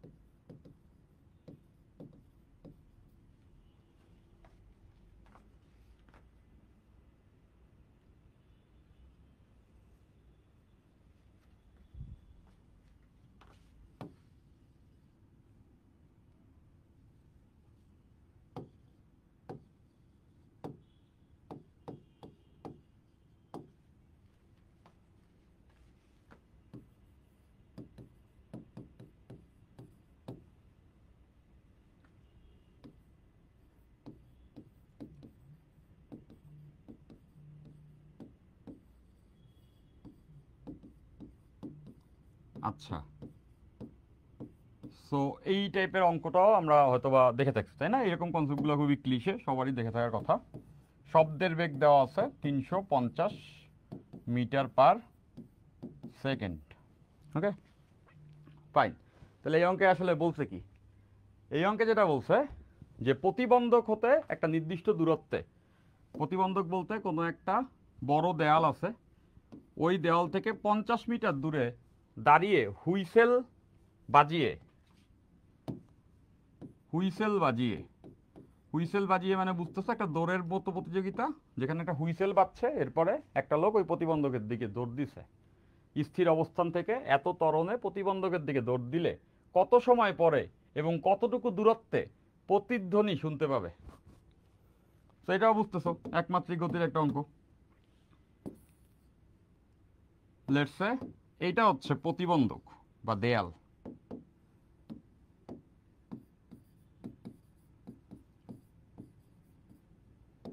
তো যে ব্যক্তি আছে ওই ব্যক্তি প্রথমে এই অবস্থানে আছে। ওকে, তাহলে এখন যে অবস্থানে সে আছে সেই অবস্থানটা হচ্ছে 500 মিটার দূরে। তো আমরা এটাকে ধরে নিলাম যে ডি দূরত্বে আছে। এই যে পুরা দূরত্ব প্রতিবন্ধক থেকে ওটার যে পুরা দূরত্বটা, মানে লোকটা প্রথমে যেখানে আছে আর প্রতিবন্ধক যেখানে, এদের মাঝে দূরত্বটাকে আমরা প্রথমে ডি ধরলাম। এটা হচ্ছে ডি। ওকে, তো এই যে যদি ডি হয়, তো এই লোক যেটা করছে হুইসেল বাজাইছে প্রথমে এখানে বসে, মানে হুইসেল বাজানো মাত্র সে প্রতিবন্ধকের দিকে দৌড় দিছে।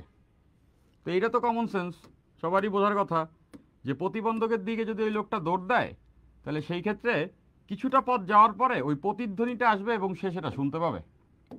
তাহলে প্রথম যে দূরত্বটা সে দেখতেছে সেটা হচ্ছে এইটা, এই দূরত্বটা ছিল হচ্ছে ডি। প্রথম যে দূরত্বটা সে কভার মানে তার থেকে যে প্রতিবন্ধকের দূরত্ব সেটা বলা আছে ডি, যেটা আমাদের অঙ্কে বলে দিছে 50 মিটার। তাহলে এবার চিন্তা করো, লোকটা যদি সামনের দিকে দৌড় দেয়, আমরা ধরে নিচ্ছি এই জায়গাতে আসার পরে, এই জায়গাতে আসার পরে লোকটা প্রতিধ্বনি শুনতে পাইছে, এই জায়গাতে আসার পরে শুনতে পাইছে, ধরে নাও যে প্রতিধ্বনিটা এই জায়গাতে আসার পরে শুনতে পাইছে, এতটুকু পথ সে গেছে। তো আমরা এই পথটাকে ধরলাম এক্স, সে দৌড় যে দিছে এইটুকু পথ হচ্ছে এক্স।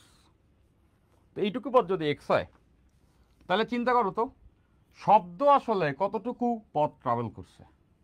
শব্দের ক্ষেত্রে তোমরা সবাই বুঝতেছো, শব্দ প্রথমে এইখানে বসে হুইসেল বাজাইছে, শব্দ প্রথমে এই জায়গা থেকে এই জায়গা পর্যন্ত গেছে, যায় একটা ধাক্কা খাইছে, ধাক্কা খায়া ওই প্রতিধ্বনিটা আবার ওর পর্যন্ত আসছে এবং ও এটা শুনতে পাইছে। তাহলে তো এটা বুঝতেছো যে এইখান থেকে ডি দূরত্ব গিয়ে তারপরে আবার এতটুকু পথ হচ্ছে শব্দ অতিক্রম করছে এবং লোকটা অতিক্রম করছে এই এক্স দূরত্ব। তাহলে বুঝতেছি লোকটার যদি এই এস দূরত্ব অতিক্রম করতে সময় লাগে টি, তাহলে ঠিক সেম সময়ই শব্দ এই পুরো দূরত্বটা কভার করছে, এতটুকু গেছে আবার এতটুকু আসছে। ওকে, তাহলে শব্দের অতিক্রান্ত দূরত্ব কত হবে? দেখো শব্দের ক্ষেত্রে, শব্দের ক্ষেত্রে এটা সহজেই বোঝা যাচ্ছে যে গেছে ডি আর পরে এই অংশটা ভ্যালু কত হবে? এটা তো তোমরা দেখেই বুঝতে পারতেছো যে পুরোটা যদি ডি হয় আর এটা যদি এক্স হয় তাহলে এটার ভ্যালু হবে ডি মাইনাস এক্স। তাহলে শব্দ গেছে D plus d minus x, এটা গিয়ে আবার এতটুকু আসছে, এখানে বসে সে প্রতিধ্বনি শুনছে।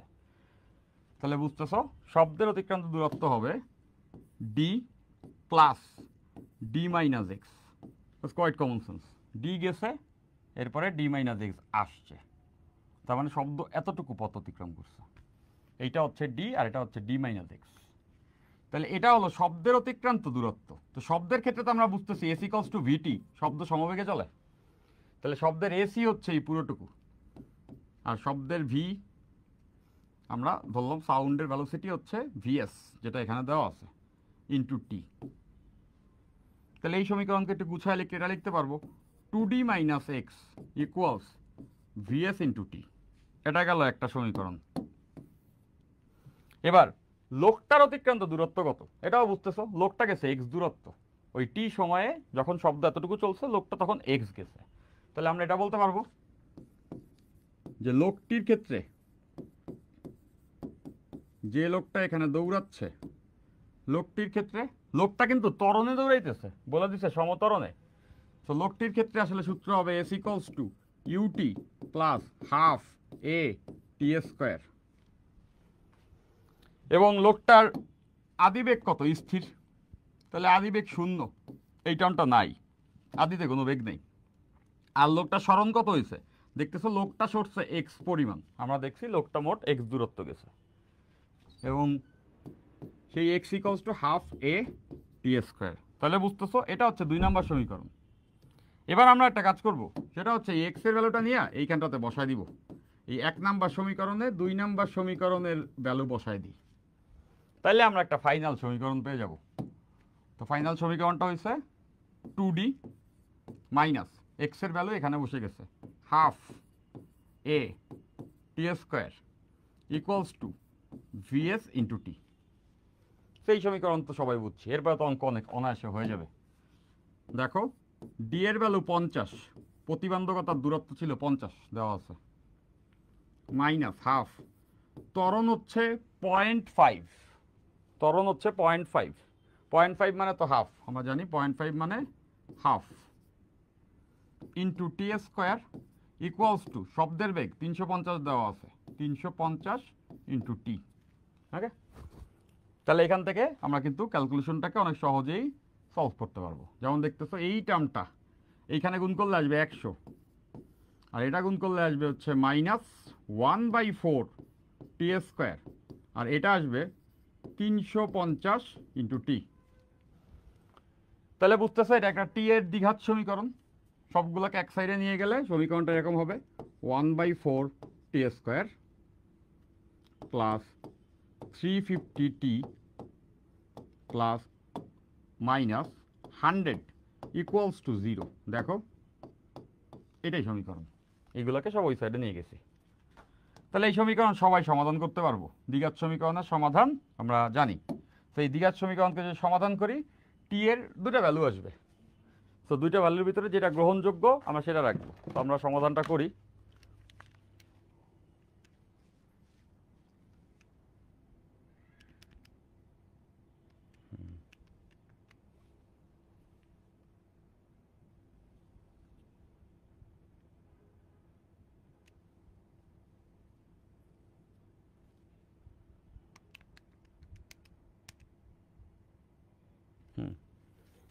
তাহলে টি এর একটা আনসার আসছে 0.28 সেকেন্ড, আরেকটা -1400.28 সেকেন্ড। এখন তোমরা এই বুঝতেছো কোনটা গ্রহণযোগ্য না। সময় কখনো মাইনাস হতে পারে না, তাহলে এটা গ্রহণযোগ্য না। তাহলে সেই ক্ষেত্রে আমাদের আনসার হবে T equals to 0.28 second. Solve. So definitely সবাই এটা বুঝতে পারছি, ঠিক আছে? আচ্ছা, তো আজকে ক্লাসকে আমরা আর লম্বা করব না, যেহেতু আজকে ক্লাসে আমাদের একটু টেকনিক্যাল ত্রুটি হয়ে গেছিলো। সো ক্লাসে অনেক স্টুডেন্টই হয়তো বা এই ড্রপ পড়ছে, ক্লাসে নেটওয়ার্ক ড্রপের কারণে ড্রপ পড়ছে। সো আর বেশি আমরা এখানে পড়বো না। তো আজকের ক্লাসে আমরা বেসিক্যালি গ্রাফের যাবতীয় যা যা আছে ওইগুলি দেখছি। গ্রাফের যাবতীয় যা যা কিছু ছিল সবগুলা কনসেপ্ট আমরা আজকে দেখে শেষ করছি। তো গ্রাফের এর বাইরে আসলে তেমন আলোচনা নাই। আমরা সমবায় গতিশীলের ক্ষেত্রে সবগুলো গ্রাফ দেখছি, সমতরণে গতিশীলের ক্ষেত্রে সবগুলো গ্রাফ দেখছি। আমরা গ্রাফ থেকে সমীকরণ যে তিনটা গতির সেই তিনটাকেই প্রতিপাদন করছি, এবং এর পরবর্তীতে আমরা কিছু অঙ্ক করছি। ওকে, তো একমাত্রিক গতির আমরা মোট 3টা ক্লাস করছি, এবং একমাত্রিক গতির উপরে আরও বেশ অনেকগুলো অঙ্ক হতে পারে। হ্যাঁ, তো বেসিক্যালি তোমরা যখন অঙ্ক ফলো করবা তপন স্যার আর ইসাক স্যারের বই ফলো করবা। তো আমাদের যে 4 নাম্বার ক্লাস আছে, 4 নাম্বার ক্লাসে আমরা ওই ইসাক স্যার, তপন স্যার বা ফিজিক্সের যতগুলো বই আছে ওইটা একমাত্রিকে যা যা অঙ্ক আছে সবগুলো অঙ্ক সলভ করবো, ঠিক আছে? তাহলে সেই ক্ষেত্রে আমরা একমাত্রিকে একটা কনফিডেন্স পেয়ে যাব। এবং একমাত্রিক গতির ক্ষেত্রে আসলে এটাও সত্য যে 9-10-এ আমরা একমাত্রিকের অনেক অঙ্ক দেখছি বা এই কনসেপ্টগুলোর সঙ্গে আমরা কিছুটা পরিচিত আছি। সো 4 নাম্বার ক্লাসের পরে 5 নাম্বার ক্লাসেই কিন্তু আমরা দ্বিমাত্রিকে ঢুকে যাব। সো মাথায় রাখবা যে 2D মোশন বা প্রজেক্টাইল মোশন যেটা হচ্ছে দ্বিমাত্রিক, ওই অংশটা থেকে কিন্তু একদম মাস্ট ফলোইং। হ্যাঁ, তখন থেকে প্রত্যেক দিনই রেগুলার ক্লাস করবা, দেখবা যে আমরা নতুন নতুন থিওরিগুলা ডেভেলপ করব। প্রজেক্টাইলের যত কেস হইতে পারে সব কেস দেখব, যত কমপ্লিকেটেড কেস হইতে পারে যেটা চিন্তা করতে মজা লাগে এরকম অনেক কেস আছে, প্রত্যেকটা আমরা ভেঙে ভেঙে দেখব। গতানুগতিক যদি আমরা বই দেখি তাহলে দেখবা বইয়ে 2-3টা সূত্র দিয়ে রাখছে, দ্যাটস ইট। সো ওই সূত্র দিয়েও অনেক অঙ্ক হবে, বাট অঙ্ক যদি ভেঙে ভিতর থেকে আসে সেক্ষেত্রে আমাদের থিওরিগুলো ভালো করে দেখতে হবে, ঠিক আছে? ফাইন। আচ্ছা, একজন বলছে আনসার আসছে এত, সো আনসারটা আমি আরেকবার চেক দিতে পারি। তো বুঝছোই তো, মানে আনসার তো এখানে আমরা সবাই করতেই পারবো, তারপরও একটা চেক করে দেখতেছি।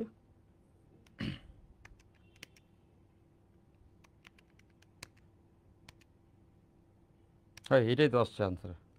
ওকে, তো এবার বুঝতেছো যে 2টা আনসার আসবে, এটা ক্যালকুলেশন আমরা সবাই করতেই পারবো। সো তোমরা ক্যালকুলেটারে বা যে কোনোভাবে আনসার করবা, যেইটা পজিটিভ মান সেটা নিবা, আনসার যেটাই আসুক যেটা পজিটিভ সেটা নিবা, যেটা নেগেটিভ সেটা গ্রহণযোগ্য না। That's it. Okay, fine. So done. আজকে এই ক্লাসটা 2টা পার্টে, পার্ট 1 এবং পার্ট 2, এই 2টা মিলে একটা ক্লাস 3 নাম্বার। সো আমরা একমাত্রিক গতির 70% পড়ছি, এবং আর বাকি 30% আমরা 4 নাম্বার ক্লাসে পড়বো, ঠিক আছে? সোফার এতটুকু। আর তোমরা যেটা করবা, এই যারা হয়তো আজকে ক্লাস করতেছো বা প্রথম ক্লাস করো না, দ্বিতীয় ক্লাস করো না, তারা ইন বিটুইন, যেহেতু এই সপ্তাহে 3টা ক্লাস হইলো, ইন বিটুইন তোমরা এই 3টা ক্লাসই করে নোট করে ফেলবা, ঠিক আছে? ডান।